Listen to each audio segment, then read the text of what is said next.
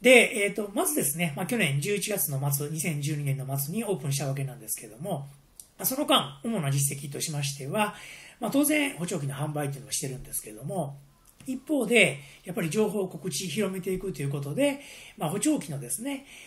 情報発信ということで、もうほぼ毎日の状態で、ブログ、並びに YouTube の更新をしております。で、含めてですね、補聴器の小冊子と言われる、61ページほどの、小冊子かどうか、ちょっと厚めの冊子になるんですけれども、こういったその現場で担当したものでしかわからないノウハウ、裏技っていうのをですね、まとめた小冊子を発行させていただきました。これ以外にもですね、3月耳の日に関しては、奈良の各地でですね、補聴器勉強会というのを実施しました。で、この5月からですね、大きな活動を2つ、させていただきます。で、1つはですね、こういったそのメディアっていう部分で、ラジオの方に出演させていただきます。で、毎月1回だけなんですけれども、奈良の地元 FM 局、奈良 .fm のですね、R55 というのが、毎週土曜日に、お昼ですね、放送があるんですけれども、その中の第4土曜日の14時15分から14時30分までですね、私の方が、出演させていただきまして、R55 っていう番組内でですね、補聴器の情報っていうのをお届けしております。でそれ以外にもですね、5月の27日からになるんですけれども、読売新聞さんの、グループが運営、協力されているサイト、我々のようにですね、補聴器のプロであるとか、建築のプロであるとか、不動産のプロであるとか、各分野のプロが集まった、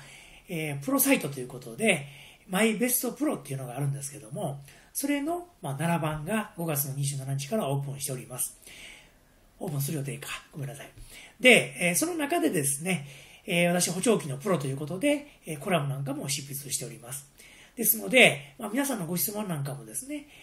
そういったそのコラムの中にも取り上げながら、Q&A というような形でですね、数多くのお客様に情報を発信していけたらなというふうに考えております。でそれ以外もですね、ケアマネージャーさん向けの勉強会というのもですね、実施しておりまして、十分な情報とですね、最新のトレンドなんかも踏まえて、少人数からの勉強会も実施させていただいております。こういった地道な情報発信の活動ですね、こういったものと、やはりお客さんの身になってですね、それぞれの問題を解決していくというこの2つが合わせ持ってですね、トータル的に補聴器っていうのがいいものであるということを、一人でも多くの方にですね、広めていけたらなということで活動をしております。で、当店ね、紹介っていうのが、お店はなくてホームページとかブログだけになるんですけれども、お電話なんかでもですね、補聴器のことで、お聞きになりたいということであれば、こちらの、050のですね、3396の4133の方で、ご相談なんかも賜っております。で、これまでもですね、奈良だけじゃなくて、例えば茨城県の方であったりとか、大阪府の方であったりとか、販売店の、紹介をしてくれということからですね、もしくは補聴器の選定について相談に乗ってくれとか、こういったことのご相談も受けておりますので、気兼ねなくですね、またご相談いただけたらいいんじゃないかなというふうに思います。前々回から含めて3回にわたってですね、補聴器ご自宅 .com の紹介をさせていただきました。ハスキーボイスな補聴器伝道師ということで検索をしてもらっても、私の顔とかですね、ブログ等々が出てくるかと思いますので、今後ともですね、飽きずにお付き合いいただけたらいいんじゃないかなと思います。3回にわたりましてお付き合いいただきまして誠にありがとうございました。